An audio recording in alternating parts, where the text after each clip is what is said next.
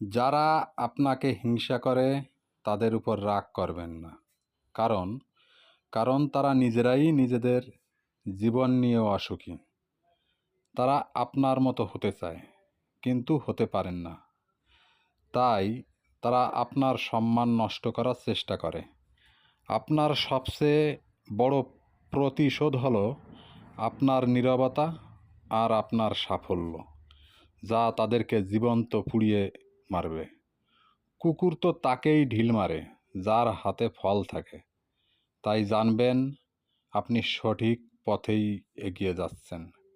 তাদের কথায় কান দেবেন না, কারণ তাদের কাজই হলো আপনাকে নিচে নামানো, যাতে আপনি এগোতে না পারেন।